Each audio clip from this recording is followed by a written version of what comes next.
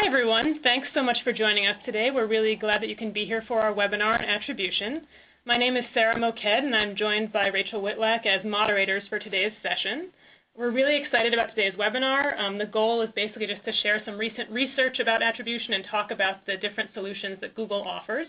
And we have two speakers today. Stefan Tornquist, who is the VP of Research at Econsultancy, will be speaking first, followed by Bill Kee, who's our product manager here at Google for attribution and multi-channel measurement. We'll have a couple of chances for Q&A during the webinar. You can feel free to type in your questions at any time using the little window on your console, and we'll do our best to respond to as many questions as we can. And finally, the webinar will be recorded, and you'll be receiving a link in a few days. So with that, I'm pleased to turn it over to Stefan Tornquist of Econsultancy. Thanks very much, Sarah, and hello, everyone. Let's move through the agenda slides. Hang on one second. All right. So what I'm going to be spending the first little piece of this webinar talking about is a piece of research that we conducted in late 2011, the very beginning of this year, comprised of two pieces. The first was a survey of marketers, analytics pros, both on the client side and the agency side, about their use of attribution or their non-use of attribution. This was intentionally skewed towards towards organizations who are practicing attribution at some level. So when you see 2/3 using attribution, that by no means does that mean 66% of the marketing industry is using attribution. That's our sample. Predominantly from the US with a solid chunk from the UK. And one thing that I thought made this research particularly interesting, certainly interesting for me, was that we included a phase of interviews.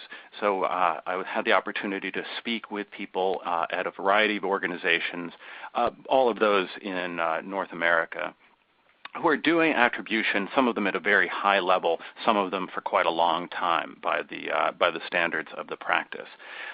So that phase to me provided some of the most interesting bits of insight and made the technology, the practice of attribution, which is quite heady and can be quite complicated, brought it into reality for me, seeing how organizations are using it, the kinds of lessons they're learning, et cetera. So with that, let's take a look at some of our top-line findings. But let's start with an example of one of the quotes that you'll find in the white paper, in the report that is available for free through Google. We've been working on client attribution long enough to know that a lot of our general assumptions are sometimes dead wrong. So that is really attribution at its best.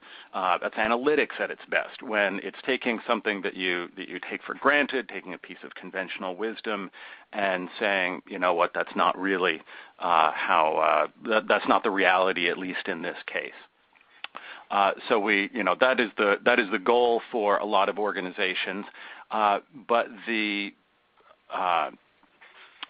primary goal, and that's what we're looking at here, is to justify digital spending. That's not necessarily the primary benefit. We'll talk about those in a minute. But it's interesting that that primary goal actually gets away from the functioning of marketing and sort of speaks to how does marketing communicate with the rest of the organization? How does the digital marketing group, if it's independent, how does it justify what it's doing? Political issues are among the most important in the enterprise, and we're going to be talking about some of the politics related to attribution before we're done today. But as we move down through those other goals, we start to get into the nitty-gritty of how marketing works. Creating more effective media mix, understanding the funnel, understanding the sales cycle, and at the bottom, and this is of great interest to some, less interest to others, is really determining how to work deals with affiliates. So that one is, for those involved in e-commerce, it's a big question and an important one. But I know that most of our listeners may not, this may not be your bailiwick. I encourage those of you who are interested on the affiliate side to download the report, and of course, you're more than welcome to ask questions on that topic for later on in the webinar. So these are the benefits of attribution. So these are the people who are the organizations that are doing attribution. What are they getting from it? And the primary benefit, certainly among the top goals, better ability to allocate budget, and as a result, ROI is improved. That's exactly what you would want out of attribution, and it is what people get. Now, I'm using the term attribution in a very general way. We'll talk about different methodologies for attribution later in my portion and certainly in Bill's portion. Moving down this line, better understanding how the digital channels work together, I mean, that is the essence of attribution. Attribution doesn't really measure the success of individual channels, at least not at the top level of the practice. What it looks at is what channels are contributing to the customer journey. And as that research gets conducted, then marketers get to see what's happening in the middle of the funnel. You know, we're typically, even whether we're doing attribution or not, we typically have a fairly good idea about what's happening at the top of the funnel, spend a lot of time with the bottom of the funnel, and it's the middle that is a mystery. And to my way of thinking, one of the most interesting and beneficial pieces of attribution is exploring how those different, for lack of a better word, influencer channels, the helper channels, how they play a role. And what happens when you remove them, what happens when you spend more on them. And that sort of plays into the third of these benefits, which is providing insights into the audience. Who is the audience? What are their behaviors like? If you're only seeing them as they come into the top of the funnel or as they're spit out the bottom, you're missing a lot of how they interact with your media. What kinds of user-generated content are they considering? Are they producing? And of course, they're going to be customer types as well, and those different types are going to use different media at different points in the customer journey. And when I say the customer journey, another broad term, basically from that moment of awareness of your product through the initial conversion and then hopefully retention of that customer. What are the different the paths that customers take between that start and end point? What we know about the customer journey is that it's only getting more complex as people are using different research tools to discover products, to compare products, to look for optimal pricing, et cetera. Now, getting down to the fourth of these benefits, this sort of ties into that primary goal of we want to be able to justify digital spending in general. 54% saying this is positioning us better to communicate the benefits of particular channels to obtain budget. It's more accountable. Accountability is a word that's used so often in marketing that it begins to lose a bit of its meaning. But without question, there are those interactions between finance and marketing, and indeed different parts of marketing itself, where that ability to show the accountability of marketing is paramount. Finally, and this only applies to some organizations, the better understanding of online and offline media interactions. That's a topic for an entirely different webinar, but certainly that's where that is the big gap in that remains. Figuring out effective, fast ways of determining how offline, say, branding campaigns are plugging into where people convert online and in the other direction. And undoubtedly, we'll be seeing a lot of innovation in that area. So this is not an exhaustive list of the different ways of conducting attribution, but it probably captures the major ways. I'm sure everyone out there is familiar with the most common of these. Last click, first click are you put those together and you've got much of the existing marketplace. As you might imagine, if you've got a complex set of interactions that are part of the customer journey, and you're only looking at one slice at the beginning or the end, that gives you limited information, and it's going to inflate or deflate the value of some channels. And I know that Bill's going to be addressing that with some hard numbers later on. So last click is by far the most common, both with agencies and on the client side. What we found, because we asked our respondents who are using attribution how long they had been in the practice, and for many it's quite a recent development. But when we look at those who have been doing it for more time, and those who, larger organizations that have been spending a bit more on analytics, we see a migration away from the sort of single view tactics of last and first click towards some more sophisticated methods. There's an element of customization there as you learn from attribution experiments, starting to distribute credit to different channels, sort of fine-tuning the algorithm. Then there are also those who do a linear model, which says basically, we know that everything contributes. It's very difficult to know how much, so we're not going to rob the middle of the funnel for the benefit of the beginning or the end, and we're going to give everything sort of equal attribution. That reflects a certain holistic view, certainly, but also is naturally not going to really distribute credit very accurately. So looking at how the users tend to view their methodologies, kind of reflecting what we were just talking about, last click gets the lowest scores, customized by channel and unique methodology, those are going to get the highest scores. Not surprising there. And again, we do see over time a migration. Once organizations engage with attribution as a practice and a body of knowledge and a set of technologies, because it really is all three of those things, over time they're going to do one of two things. Either they're going to stop doing it because they're not seeing the benefit, or they're not in a position to take advantage, or, and this appears to be more likely, they're going to engage with attribution at a deeper level, and that means moving away from one of these sort of simple views. Now, this is a slide that I want you to be careful of, because it's easy to look at this slide and say, well, here's the benefit of hundreds of organizations and how they view channels, and I'm just going to piggyback on what they've found.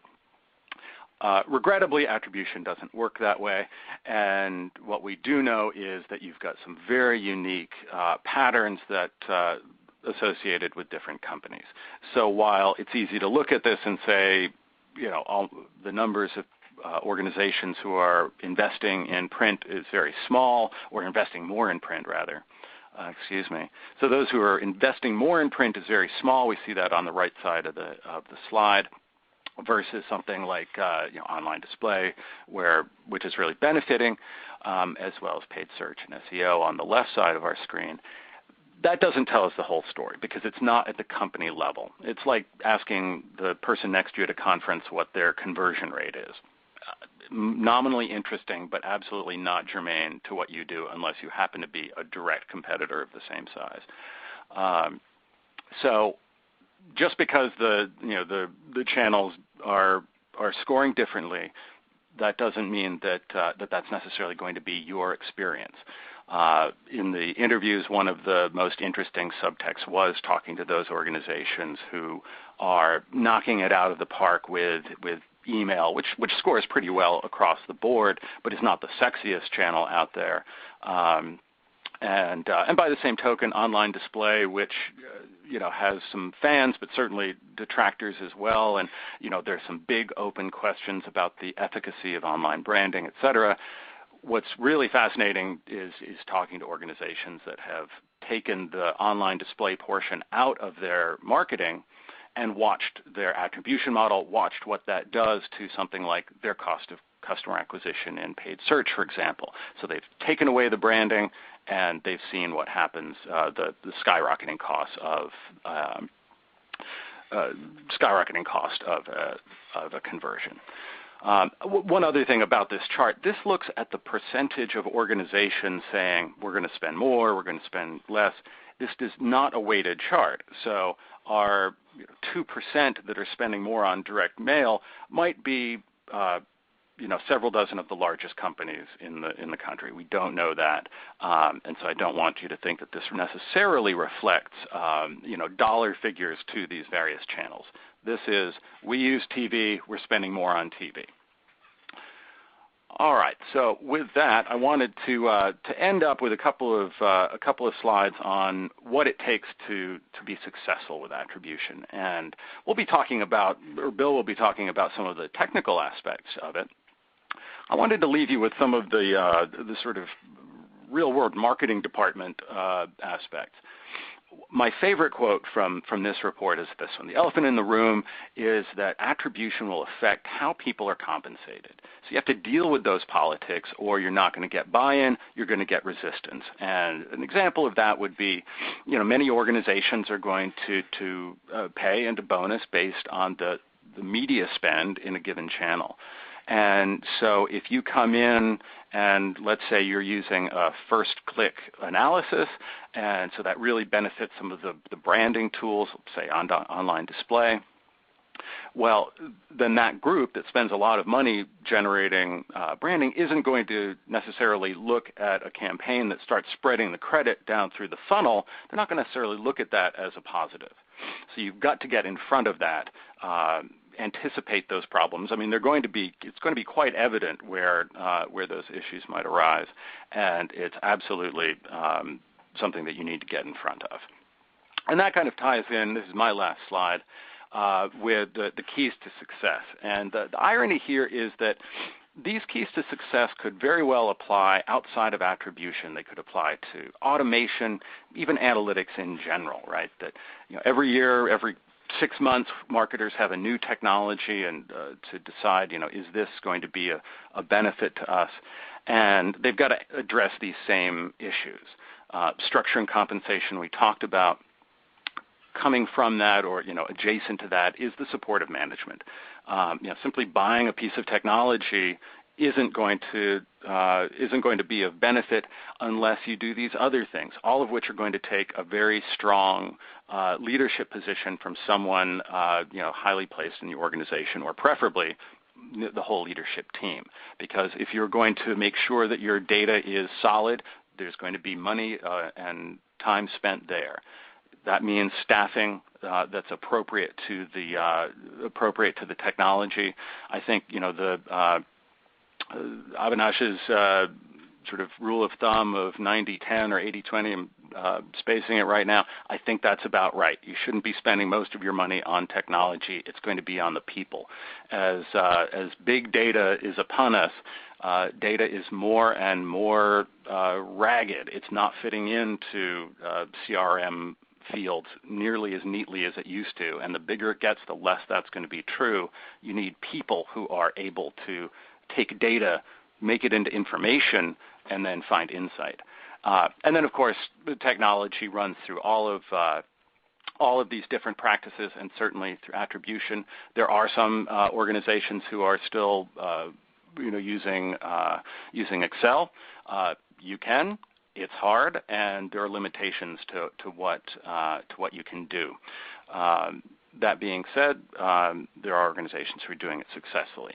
Happily, the technology for this is coming in at every level of the market. I think that it's now readily available in the mid-market and to a certain extent across the whole analytics suite. And we're going to see people getting more sophisticated all the time, and the features of that technology reflecting that sophistication. So that is my piece. I think we're going to take a couple of questions now, and that'll be pretty quick. And then, of course, after Bill's section, we'll be taking some more. Yeah, thanks so much, Stefan. That was really great. I'm just going to take a look here and see what questions have come in. So we've got one question here. An audience member wants to know if doing last-click attribution is better than not doing attribution at all. It's a good question because, on the one hand, you could take the point of view that last click is going to give you an inherently stilted view, and there's nothing worse than stilted data because it has the power of a number behind it, and yet it's wrong, or at least incomplete. I would take, I think, a second angle at that, which is to say, because we've seen this migration from, we're doing last click early on, and then we migrate towards something more sophisticated, or we continue with last click, but we start assigning different channels with different amounts of credit based on our experience, because you have to get started somewhere. And because getting started means sort of changing your perspective on how the channels interrelate, acknowledging that they do, and that it isn't all about one channel. Even though that view might be limited, I would say it's better to do last click, learn what you can, and move on from there, than not to engage at all. Bill, you want to chime in on that one? Yeah, I guess I would agree with that. The thing I would add to that is that there are different forms of last click attribution as well. One of the common things we will often see is siloing of attribution by channel, right? So you might be measuring your conversions for your search advertising with one system. You might be measuring display with another system, and you might be measuring affiliates with a third. In which case, if you're doing last click attribution, you may be taking a single conversion or a single purchase and actually double or triple counting it. And that can make reconciling the numbers and understanding what's really going on very difficult. So in many ways, one of the first steps of attribution is actually getting that cross-channel view. So even if you're looking at last click, you're at least getting a perspective on what the actual last click is, as opposed to potentially duplicating your data and really not having an understanding of what's going on. So there's a lot of benefit just even in that practice. Fair enough. Are we going to do one more before moving on, or are we running long? One more, and then we'll turn over to Bill, and then we'll have more time for Q&A at the end. So another question that just came in here is, where do you see the biggest shortcomings for first touch attribution for e-commerce sites with a very short buying cycle? Oh, that's interesting. Keeping in mind that I am not a practitioner, and Bill will give an infinitely more nuanced answer to this, it would seem to me that, yes, there are those e-commerce purchases where you're going to see either a fast conversion and maybe not even a second visit, I guess is the implication here. So first click is certainly going to be valuable there. I would say going beyond that is going to answer a few other questions, like, is that really what's happening? Is that paid search click, for example, really all that they're interacting with? One thing that we see across pretty much every product category is that people are researching what seem to be the most minute purchases more and more. And they might be researching in a place that you can affect with your marketing. They might not. So I think any sort of deeper attribution is going to be valuable to you, but that is absolutely a case where if you've only got one or two interactions, then your first click and your last click, it's kind of the same thing. I think those sorts of purchases are getting increasingly rare, but they certainly exist, and you're absolutely better off looking at how the mix is working than not. I would just add to that, if you find in analyzing your data that you have such short paths, right? If 90+% of your purchases come from someone visiting once and either converting or not converting and moving on, then I sort of think there's two different takeaways you could take from that. One is that maybe you don't really have an attribution problem, right? And and your time is better spent elsewhere in analyzing your data. The second is that perhaps you are so fully invested in marketing tactics that are focused only on the bottom of the funnel. That you're not actually engaging customers who may not find you otherwise. So that could also be a takeaway. I think the data that you see is a reflection of not just what your customers are doing, but what your actual marketing strategy is. So you should use that as an evaluation of, is my marketing strategy actually targeting customers where I want to target them? Okay, great. Thanks so much, guys. I think we're going to now turn it over to Bill and let him give his portion of the presentation, and then we'll have another chance for Q&A after that. Excellent. Thanks, Sarah, and thanks, Stefan, as well. So I'm going to talk a little bit about how we think about attribution here at Google, both at a conceptual level and then specifically about some of the product offerings that we have that can help you get started. So just to kind of level set on what we're thinking about when and what I'm going to be talking about when I talk about online attribution. Most customers today are measuring a conversion of one kind or another, and if you're not, that's obviously an important place to get started. So if you measure in this example a transaction that takes place that is worth $100 to you, you'll look back at what marketing channel drove that, and you'll assign, in this case, if it were email, $100 of credit to email. What we're beginning to see as customers get better data available to them is that the story is more complex than that. And you can see that a customer may have multiple interactions across multiple channels prior to converting, and suddenly that $100 assignment to email may not make sense. So that's what the practice of attribution modeling is really about, is saying how do we distribute credit for that. So one approach, as Stefan was mentioning earlier, could be, well, I just give equal credit to all of them. In this case, there were 5 interactions, so maybe they all get $20 worth of credit. Or maybe there's something special about the first interaction and the last interaction, so that's how I'm going to divide up credit there. And you can quickly see how the number of permutations across this can become quite complex, and I think that's one of the things that marketers are wrestling with today. So there's so many factors to consider. The position, was it the first, the middle, or the last? What is the time from conversion? That's actually a very important consideration. Was the first interaction 2 days before conversion or 20 days before conversion? The time between interactions, if you have 5 clicks within a 2-hour period versus 5 clicks spread over 5 days, that's a very different experience for your customer, and it means something very different in terms of the marketing interaction you're having with them. And then you can think beyond that. What is the type of interaction that you're having? Is it a display impression or a rich media interaction? Is somebody clicking through to your site?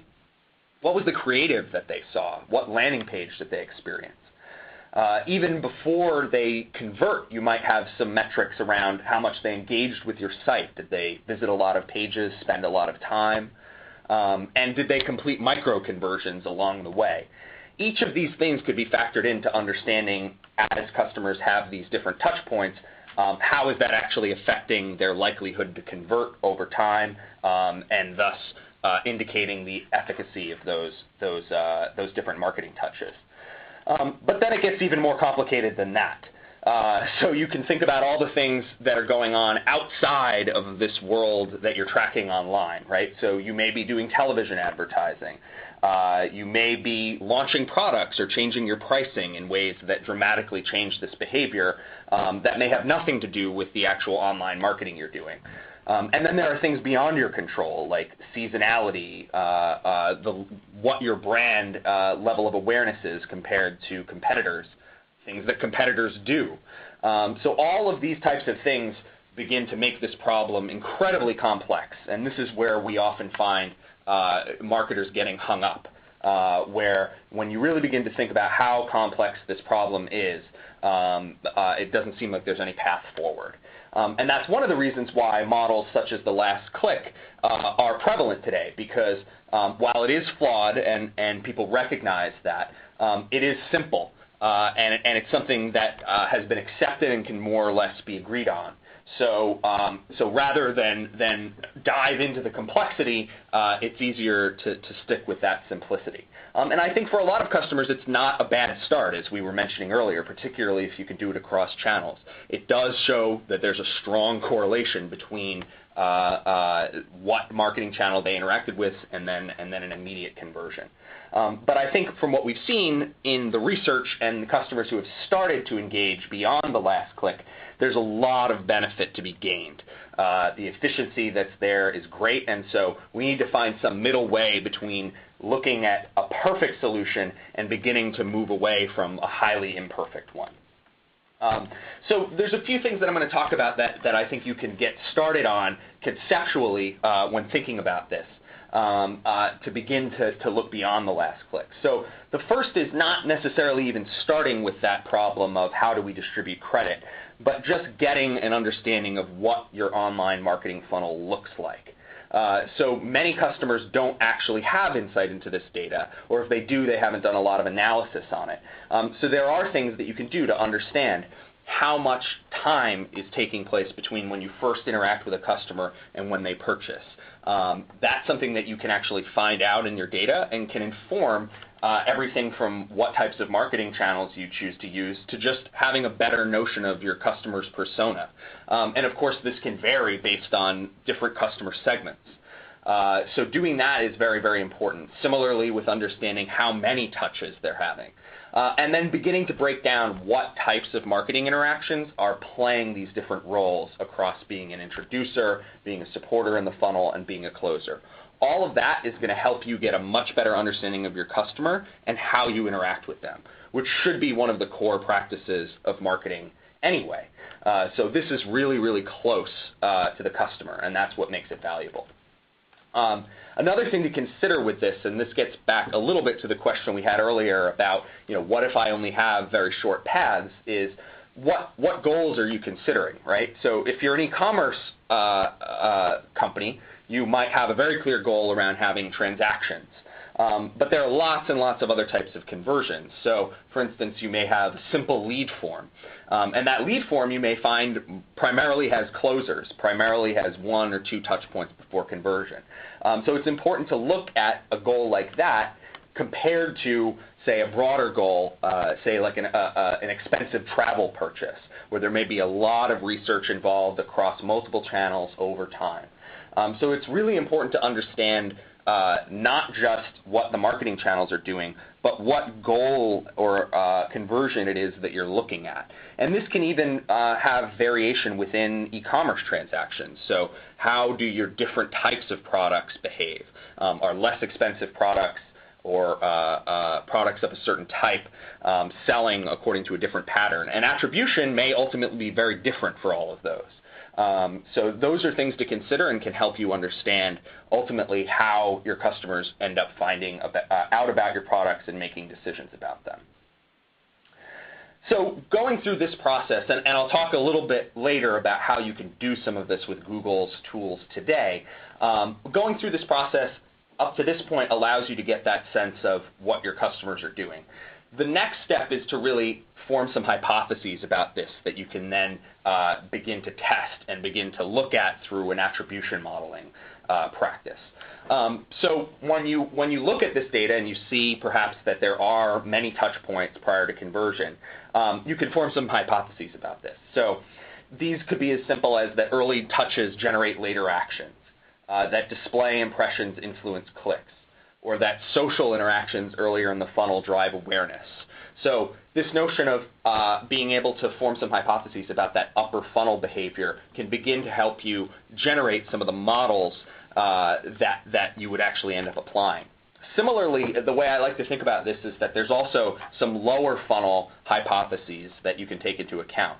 A lot of what I hear marketers say about the last click isn't necessarily just that it doesn't take into account the entire customer journey, but that it basically misassigns attribution to behaviors that are really navigational in nature, right? So somebody may find out about you through a display advertisement or through a search ad, but then may visit your site directly later. And is that direct visit really the interaction that drove the conversion or not, or is it just part of the navigation process that follows a marketing interaction? There's a similar behavior with branded versus generic searches. So a customer may not know about your product or category in advance, or that you're offering a particular service in an area. So they might search generally about for instance, shoes or a general product like that, but then end up following up and searching for your particular brand after they've done their research. So correcting for behavior like that, even in your last click model, can be helpful. And there's a similar problem with that around affiliates that I think is, as Stefan mentioned earlier, is one of the areas that customers really focus on with attribution, because it is so tied to giving very specific credit for conversion. So these are some of the types of hypotheses that you can begin to form. And then where we see that going is translating those hypotheses into attribution models, right? So this is an example of some of the types of general models that you can think of and how they tie back to hypotheses. So you could take that first click model, and what that's going to tell you is which channels are doing that introducing, right? So if your hypothesis is that those earlier actions are really the ones that generate the later behavior, you can apply that model and see how the data looks. Similarly, there's of course the last click model that you may be using today that you can use as a point of comparison.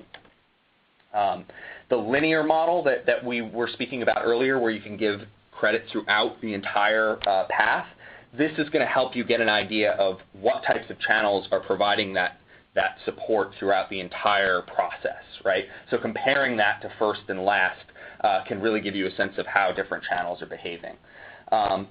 You can take into account things like time. So I think this is a very powerful model where you can begin to credit those interactions that happen closer to the time of conversion than those further away. So there may be a lot of interactions that take place close to the end of a conversion cycle that you want to concentrate the credit around. And this can give you a picture of, what are those channels that really help the customer make that end decision. And then finally, we have you can look at a position-based model, and this is just another example of how you could apply those assumptions around the first interaction being important, middle interactions perhaps being less important, and the last interaction being more. And I think the key here is really not about looking at any of these models at the beginning as being the right way of evaluating your marketing, but instead that they each give you a different perspective on how your marketing is functioning. And you can compare those outcomes, and that can give you a lot of insights. So for instance, you could look at how, and what I'm showing here is actually a series of different high-level channels and how they are valued compared to a last click model. So this is just hypothetical data, but it's based on the type of thing that we typically see. So you might see that when you take a linear model, a position-based model, and a custom-weighted model, and apply those and compare them to a last-click model, you'll see that some channels perhaps are valued more highly under all of the models. Some may be valued more highly, in the example of branded search, under some models than under others. And this can begin to give you some insight into those channels that may be performing poorly under all alternative models, and those that are performing highly under multiple alternative models. And that can really help you give direction around what are the types of things that you want to begin experimenting with and moving forward with. So this is that notion of really making this a comparative process, I think, is really, really key. And it helps move away from that notion of having to find the perfect model that takes into account all of the complexity that's involved. So I'm going to shift now to talk about how you can do some of this with Google's tools today. So there's actually a range of options, and it kind of depends on what it is, the place that you're at, and what products you're using today. So there's three that I'm going to talk about. The first is a product called Search Funnels in AdWords, and this has been available for a while now. And I'll talk in detail about that, and it really gives you insight into search and how you can look at attribution there. We then have a solution in Google Analytics that's available to everyone called multi-channel funnels. It's very similar to search funnels, but it gives you a cross-channel view. And then finally, we also have an attribution modeling tool in Google Analytics Premium that's very new that I'll give a demo of in a little bit to give you an idea of what's available there. So search funnels in AdWords. If you're using AdWords today and you're using conversion tracking in AdWords, this is a very, very powerful tool that you can just begin accessing immediately. It gives you the ability to see not just the last click prior to conversion, but all of the search clicks and search impressions that occurred prior to that conversion. So you can understand what channels are, or what types of keywords and what types of interactions are more upper funnel and what might be lower down in the funnel. This can be really helpful for evaluating the interplay between generic and branded keywords. We see that there's a large percentage of conversions where the last click is a branded keyword that actually has a prior click or impression from a generic keyword. And you can really then begin to understand what the interaction between those two is and form some experiments around it. And like I said, this works with AdWords conversion tracking, so it's kind of available out of the box if you're doing that today. So we highly recommend looking at that. Where you can find it, just so that it's easy for you to find, if you go into your AdWords interface, it's in the conversions section, and then you can go into the left nav of that conversion section, and you'll see search funnels right there. You can click on it and begin to see which types of keywords are doing that assisting I was referring to. So that's search funnels. When you then want to go beyond that and begin to look at a cross-channel point of view to see how search, organic search, display, affiliates, social, and other channels work together, we have a solution today in Google Analytics called multi-channel funnels. And basically what this allows you to do is take the conversions that you're measuring already in Google Analytics and see that path going back. And this is really, really powerful if you're a Google Analytics user already. What you're able to see with these reports, there's 5 reports, and I'm actually going to give a demo in a moment so you can see specifically what you can do with them. But at a high level, you can begin to get insight into your funnel. So you can get a sense of how long is it taking customers to convert with a time lag report from that first interaction through the time that they convert. How many interactions are they having prior to converting? All of that is readily available. The top paths report will let you dig in and see what were the actual sequences that users followed prior to converting. And then what I think is the most powerful report is what we call the assisted conversions report. And this allows you to see not just those channels that had a last interaction prior to conversion, but all of the touches, all of those channels that were assisting prior to conversion, so that you can really begin to do some of that comparison I was talking about. In terms of where you can find this, if you go into Google Analytics and you go into your standard reporting, it's in the conversion section on the left, and you can see the reports there. I'll walk through a demonstration of some of the things you can do with that. The last piece that I'll talk about before jumping into the demo is the new attribution modeling tool we have in Google Analytics. And this is in the premium version of Google Analytics. So with this tool, you're able to take your baseline model, which for many customers would be a last interaction model, and quickly compare that to up to 3 other models. So you're able to pick some of the examples I was giving before, a linear model, a time decay model, and you're also able to choose and create custom models with weightings that I'll show. You can see all of your channels rolled up. So you can see how social and paid search and display look under these different models. You can also dig into a very granular level, so you could see this for individual keywords, for instance. And then we provide metrics that basically tell you the number of conversions attributed to these channels under the different attribution models. And you can quickly compare them with a percent change metric that lets you see which of those channels that have the biggest change by comparing different models. So this is a very, very simple way of getting started with that process of comparing how your channels look under different models. And it can help you begin to inform those hypotheses that you can test. So I'm just going to jump over here to give a demo of this in the interface so that you can see what it looks like. Before we start, just a couple of things to take note of for the technology here. You should turn off your pop-up blockers in your browser since the demo will open up a new window. If the new window doesn't open, there'll be a launch screen share link appearing in the slide window area. Please hold down the control key on your keyboard click on the link, and that should bypass any pop-up blockers that you have installed. So hopefully that will work for you. So I'm going to go ahead and launch my screen share here. Now that we can see that there are some assisted conversions, the next place to go is into the path length report.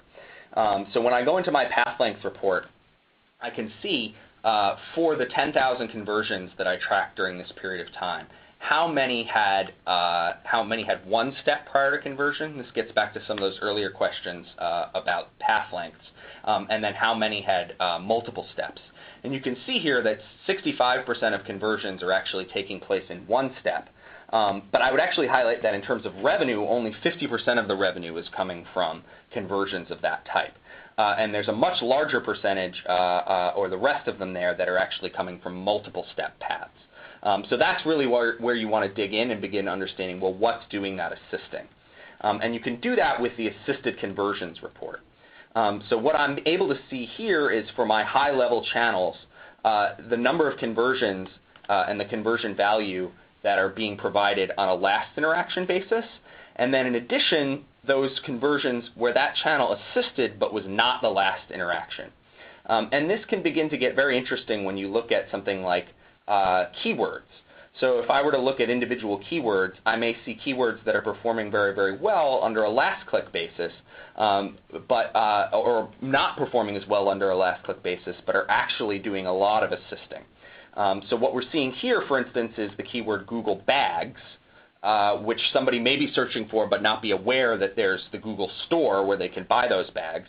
And we can see that that keyword was responsible for one conversion on a last click basis. But there were actually an additional 5 conversions where a user had searched for that and then later came back via another source. To understand what was actually going on there, you can go into our top conversion paths report. And here we can actually see, and I filtered down to see what paths were actually followed here. So you can see somebody searched for Google Store and then came back directly to my site. But then multiple other people came and searched for Google Bags and then ultimately ended up converting by searching for Google Store. So if I were looking at my keywords purely on a last click basis, I would see Google Store is responsible for that conversion, but I would have missed that the customer may have found out about the Google Store by searching for Google Bags earlier in the process. So again, this really begins to give you that insight into how are customers originally finding you, what are they doing throughout the path, and how is that ultimately driving conversions. The last piece that I'll just show here is then taking the attribution modeling tool and applying assumptions to those paths. So I can look at my last interaction model and compare that, for instance, to a linear model. And again, what's really powerful here is how quickly I can take that and look at the number of conversions or the conversion value that are attributed under these different models. So in the case of the Google Store, there's a pretty dramatic difference in the value attributed to my referrals. Right? There's about 20% more revenue attributed to referrals under a linear model than under a last click model. But I can take that, and in addition to that linear model, I can actually take some of the customization capabilities that we were speaking about earlier and create those. So I could say create a time decay model, set how far back I want that time decay model to begin to decay, and then apply rules like I want to give more credit to the first position in the path. For those sources that are direct, I don't want to give them any credit because I may consider them to be navigational. For keywords that include the word Google, for instance, I may consider those to be branded keywords, and I could weight them less. And then we can even begin to tie in factors like, did the user bounce when they came? Did they actually spend time on the site? And we can give no credit for something like that. So I could take that and apply the model and then very, very quickly see how they compare. And I can do this at any level, whether it's at the high channel level or down to keywords. So I can very, very quickly see, for instance, which of my keywords would be more highly valued under an alternative model. So in this case, Android t-shirts, I may have previously thought only brought me $10 worth of revenue, but under these alternative models is actually driving significantly more revenue. So this is just a little idea of what you're able to do here. To give you a notion of what's coming next, this is meant to give you an idea of what you're able to do with these tools. we have a follow-up webinar that I'll talk in a moment that gives you kind of the nitty-gritty around what exactly you need to be doing to get set up with this and begin using it. So with that, I'm just going to switch back to the slides here real quick, and we'll go into questions. Okay, thanks so much, Bill. That was great. We had really a lot of questions come in while you were talking, so excellent. We'll get to as many as we can right now, and then we'll try to hopefully follow up with a blog post to respond to some of the others that we can't get to today. And I'll also, some other questions came in for Stefan as well, so I'll try to kind of give a few for Bill and a few that both of you guys can respond to. So let's take the first one. How often should you be doing attribution? Is this something that you do yearly, quarterly, or is it a more frequent practice? Yeah, that's a good question. I think there's different approaches to it. I think the process of deciding on an attribution model that you're going to use and stick with may be something that happens on a less frequent basis. But we do see that this process of whenever you're analyzing your campaigns, looking at how the campaigns are performing under different attribution models as something that can become a regular part of your analysis and optimization process. So, I would actually say that this type of analysis may be one of the key things that you want to look at every time you come in to evaluate how a particular campaign is performing. Okay, that makes sense. So here's a question. I think maybe both of you guys could give a view on this. Do you typically see clients using attribution modeling to calculate lifetime values of each customer, or by channel, or to optimize spend and ROI? Maybe if Stefan can respond first, and then Bill can come in. Well, I've got a pretty short answer, which is, that's not something that we poked at in the research, although it's a very interesting question. I didn't speak with any marketers that were optimizing against customer lifetime value, although that would, I think that's arguably something that makes a lot of sense. What we did talk to a couple who were using retention metrics for optimization, because that's going to provide a different profile. We want repeat customers, or higher shopping cart value customers, and we're going to base our model on that. Of course, that doesn't get into a full-blown view of the lifetime value, but it's a start. And the thing I would comment on that is, right now the approaches that I was showing are really focused on individual conversions, and a lot of decisions are made today based on looking at conversions and the channels that are driving them on a last click basis. So I think the first step is beginning to look beyond that. But there's absolutely an element to looking at conversions over time, the value of a customer, and attribution is a central part of that, because you may determine customer lifetime value, but you then need to be able to look back and see, well, what marketing activities are actually associated with that, and that's ultimately an attribution problem. Thanks. So I see we're running a little short on time. We are going to take a couple more questions, but I would just ask the audience, if you guys, before you leave, if you could please click on the little survey link at the bottom of your console and fill out that survey. That'll help us to know what we can do better for future webinars. And we'll be sending the recording out afterwards. So let's just take as many more questions as we have time for. So here's another one. Do you think viewable impressions will provide clarity with regard to attribution, or muddy the waters further? So from my perspective, I think viewable impressions will really, really help with that. I think one of the challenges with display impressions is that there's a lot of noise, right? And you want to look for signals, particularly for direct response advertisers, as to which display impressions actually have strong correlation with later behavior, and certainly being able to distinguish which of those impressions were viewed, or perhaps and even how long they were viewed for, I think is a really, really positive step. One of the things that we actually have in our attribution modeling tool is a way to provide weighting and credit based on the proximity of an impression to a visit. So looking at signals like that, like if an impression occurred within a short period of time before a visit, can be another type of signal. So I think that the viewable impressions piece is probably very good for attribution. Anything to add, Stefan, or should I go for a next question for Bill? I think we probably have time for one more, so let's move on. I would basically parrot Bill on that one. All right. Well, thanks. So here's one that was specifically related to your demo, Bill. This person wanted to know if you can add your own models to the attribution modeling tool, or are they all built in? Yes, you absolutely can. So as I was showing at the end there, you can take the custom model builder and create a custom set of rules. And it's based on the type of condition building that you can do in places like segmentation within Google Analytics. So there's really quite a variety of customizations that you can add there. It's pretty powerful, so absolutely.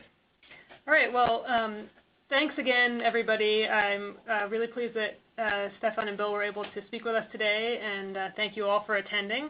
We will be following up with an email in a couple of days with a link to the recording. If just before you leave, if you could please fill out that survey, we would really appreciate it. And thanks so much, and we hope you'll attend our next webinar, and you can click on that link or follow that link on your screen to sign up. Thanks again, Stefan and Bill. Thank you. You. Yep. Okay. Bye-bye. Bye.